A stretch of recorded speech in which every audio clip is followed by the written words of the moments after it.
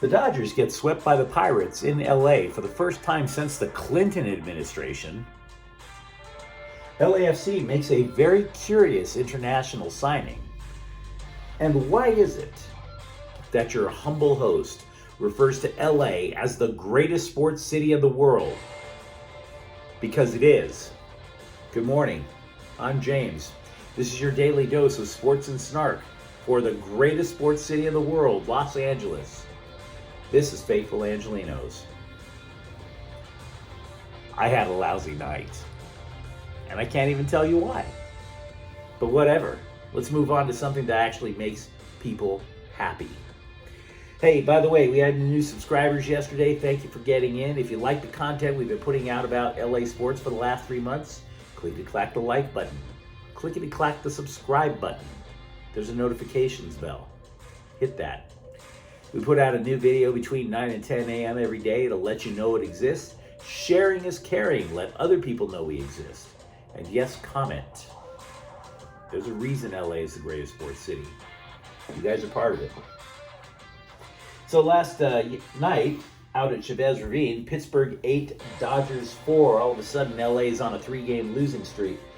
However, I wouldn't worry too much about it, despite the fact that Pittsburgh hasn't swept LA in 22 years. They still have a 3-game lead in the West. Meanwhile, tonight the Mets are coming into town. That's a game that will take place at 7. Tony Gonsolin is 5-0. He takes the bump for the Dodgers. Taijuan Walker, 3-0. Counters for the Mets. As for the notes, Rams defensive end Leonard Floyd confirmed that he had right ankle surgery. He injured it in training camp last year, played the entire year, including the playoffs, on a bum ankle, and still got 11 and a half sacks. Macho. That is macho. By the way, also bad news for the Dodgers. Kevin Pillar injured his shoulder last night. He'll be examined further today to see the extent of the damage. LAFC has made a signing that, look, we all know, if you've been watching this channel, I'm a Galaxy fan, but I still try to cut LAFC some slack. They're not a terrible program. They're not a terrible soccer team. But this signing throws me off. We mentioned it in prior clips. Juventus legend Giorgio Chiellini. Now, he's expected to sign this week after his contract with Juventus runs out. There's a number of reasons why I don't like it. The primary reason is he's 37. See, LAFC, this goes counter to everything LAFC has done throughout its history. They sign young players internationally and watch them develop. You know, even ones who are pretty much developed, your Carlos Vela, your Diego Rossi's. LAFC made its name on finding players with an upward trajectory. The Galaxy was always the place for international superstars who are past their prime, if you really want to be honest with yourselves. But Chiellini, again, 37, kind of a gimpy leg. And oh, by the way, LAFC always pushes up with the back line, which means the other team counterattacks. You're asking this guy to sprint like he's still in his early 20s. Big risk, if you ask me. Big risk. Chargers, day 5 of their OTAs. Joey Bosa was there. He's notorious for skipping out, so this is a good sign if you're a Chargers fan. Also, defensive tackle Jerry Tillery finally showed up. Remember, the Chargers did not extend his contract. Matter of fact, they bolstered their defensive line. Tillery's got to fight for a job. He needed to show up earlier, in my arrogant little opinion. Anze Kopitar, the Kings, wins the Mark Messier Leadership Award. All I'm going to say is I'm glad it's not the Lady Bing. UCLA basketball, Jules Bernard. I don't know, man. I don't know if it's the right move, but I give the man credit for rolling the dice. He's a grown man. He can make his own decisions. See, a couple of weeks ago, he leaves UCLA. He had the option of coming back. The NBA said, hey, if you want, you can scrimmage with these other guys. And if we like whoever is on the court at the time, you can go to the pre-draft combine. And Bernard scored 17 points a game, but he wasn't invited. They said, no, doesn't matter. he officially announced he is done with UCLA. He is turning pro. Okay, I want to get this out of my system because the Lakers, there's a lot of posts online about Zach LaVine, a lot of hype. I don't believe it, but just for a kick, let's humor it for a half second, right? Yes, he is the top free agent on the market. Yes, he's repped by the same company that represents LeBron and Anthony Davis. Yes, he went to UCLA. He's a Laker fan. The numbers just don't add up. In order to bring him to LA, it'd have to be a sign and trade utilizing Russell Westbrook.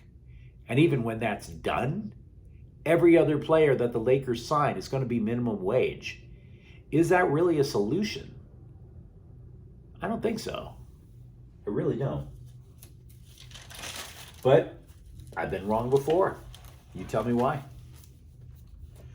Now, I've posted more than 120 clips on this channel always introducing LA as the greatest sports city in the world. And I wanted to tell you why this is not an empty claim. Name any city on planet Earth with a more complete trophy case than LA. Not Boston, not New York. London, Rome, Moscow, Berlin, Beijing, Tokyo, none of them compare to Los Angeles. And that is why I believe we all should be faithful Angelenos. I do. Only one American city has won in the last 10 years a World Series, a Super Bowl, an NBA title, a Stanley Cup, and an MLS Cup in the last decade. That's LA. Now, you might sit there and you might know a bitter Bostonian, which I get it. It's a bit redundant. I have yet to meet a non-bitter Bostonian. And he might talk up, say, the Red Sox or Tom Brady and, the Bruins and the Celtics. To which I would say, all right, that's nice. Hey, how many NCAA titles has Boston College won for you guys? See, because we have a school you might have heard of, UCLA. They have more than 100. How about Heisman's from Harvard? Can you top USC? You can't? Of course you can't. Oh, New York. Yeah. Okay, bigger city. New York. The bright lights, Times Square, Madison Square Garden, the Yankees. Yeah. Oh, by the way, New York. Have you hosted 2 Olympics? Were you center stage for the entire world of sports for 2 weeks? Twice. Do you see where I'm going? P.S. I hope everybody from Sea to Shining Sea enjoyed the Super Bowl last year, because last Super Bowl was back where it all began, Los Angeles. Do you see what I'm saying? LA should never apologize for its sports history. It not only stacks up with every city around the nation, it surpasses every city around the nation. You might say that, I don't know, the Cardinals have more World Series titles than the Dodgers, but there is exactly 0 NBA titles in your town, St. Louis. And I might add 0 NFL teams. LA is Kobe. LA is Gretzky. LA is Oscar de la Hoya, Eric Dickerson. It's Roy Campanella. It's David Beckham, Fernando, Magic. It's Venus and Serena. It's Jackie Joyner Kersey. LA is Marcus Allen, Koufax Kareem. It's John Wooden. It's Tommy Lasorda. LA is Marcel Dion. LA is Kirk Gibson's Homer. LA is the Miracle on Manchester. LA is Landon Donovan in the World Cup, electrifying an entire nation on behalf of LA. So yeah, these and many more reasons. This was just off the top of my head. I defy any city to top what LA has professionally, amateur, collegiate, whatever. Go right ahead. Take your best shot. You can't do it. We are the greatest sports city in the world. And that'll never change.